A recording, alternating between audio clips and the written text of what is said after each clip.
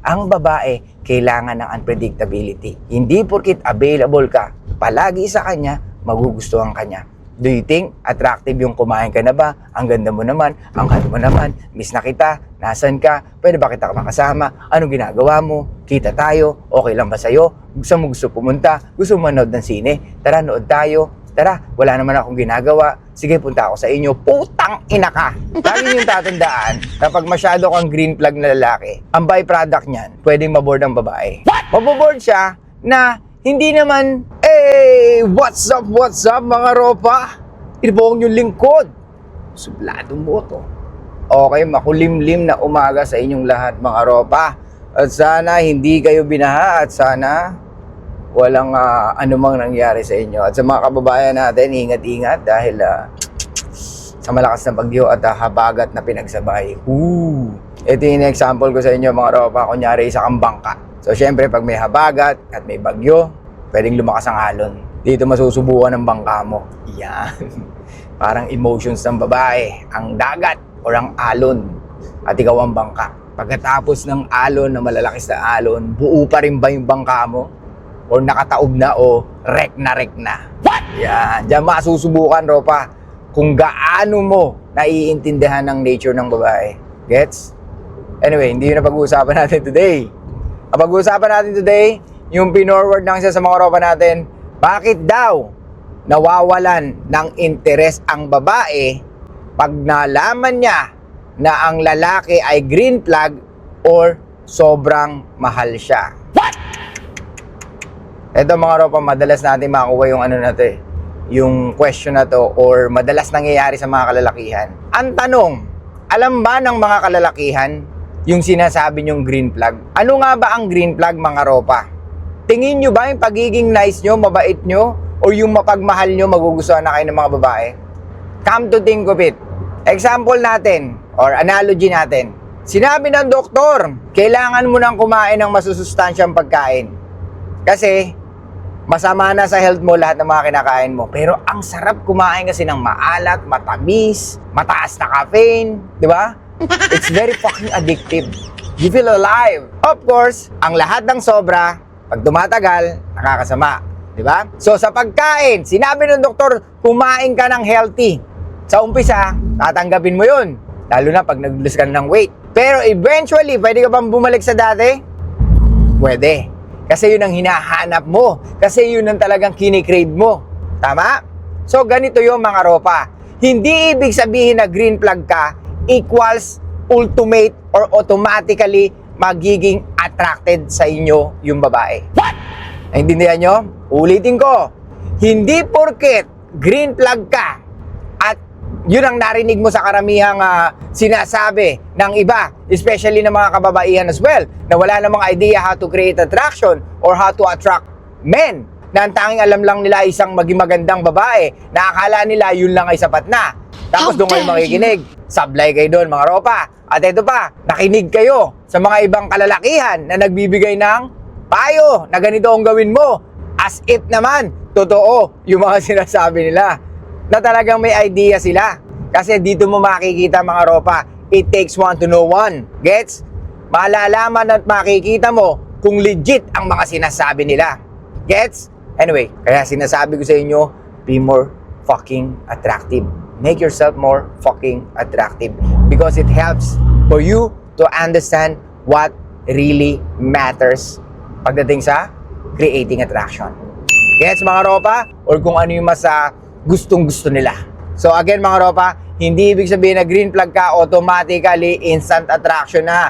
Hindi ganun mga ropa. Kasi pag green flag ka, ibig sabihin walang intensity sa'yo. Kasi ibig sabihin, pag green flag ka, malaki ang chance na masyado kang mabait, tropa.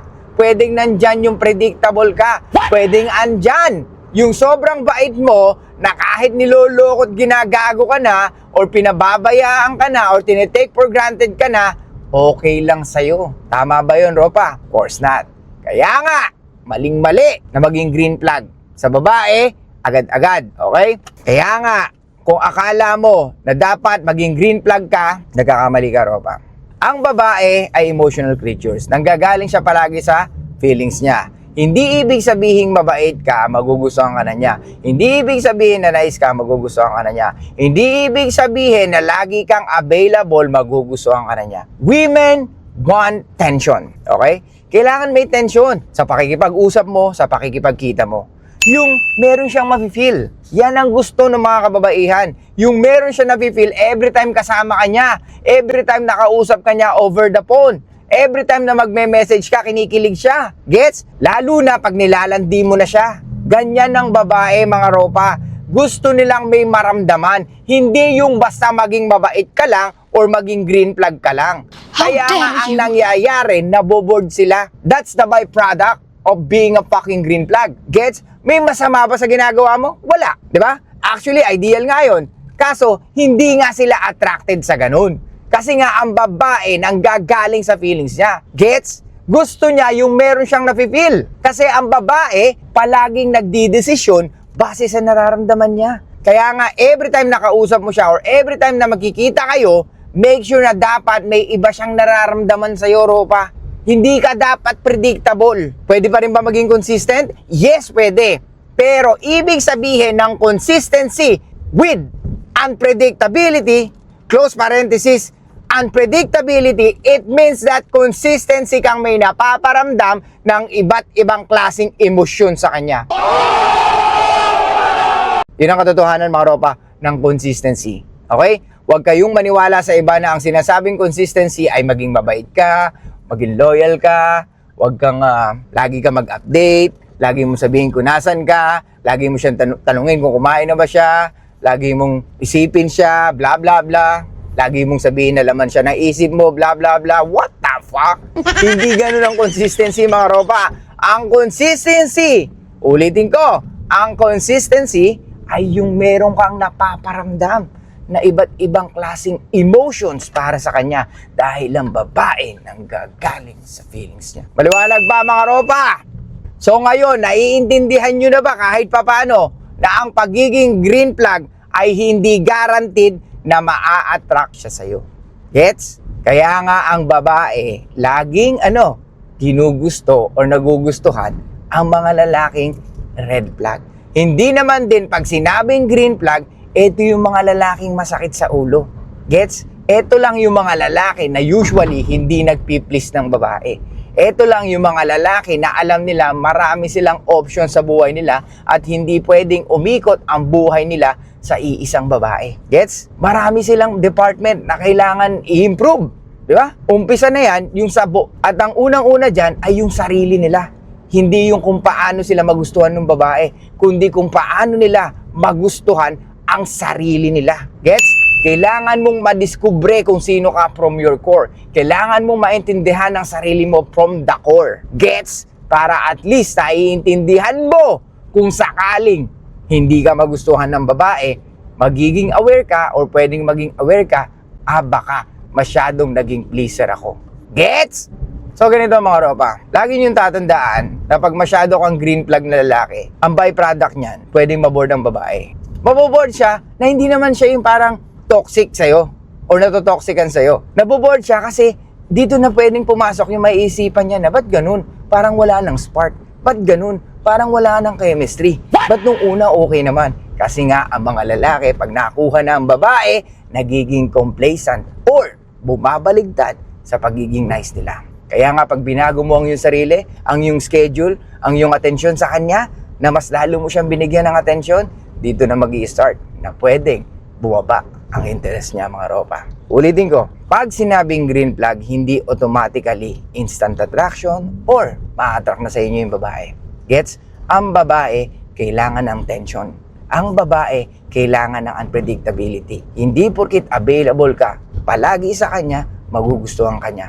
Do you think attractive yung kumain ka na ba? Ang ganda mo naman, ang halo mo naman, miss na kita, nasan ka, pwede ba kita makasama, anong ginagawa mo, kita tayo, okay lang ba sa'yo, gusto pumunta, gusto mo manood ng sine, tara nood tayo, tara, wala naman akong ginagawa, sige punta ako sa inyo, putang ina ka!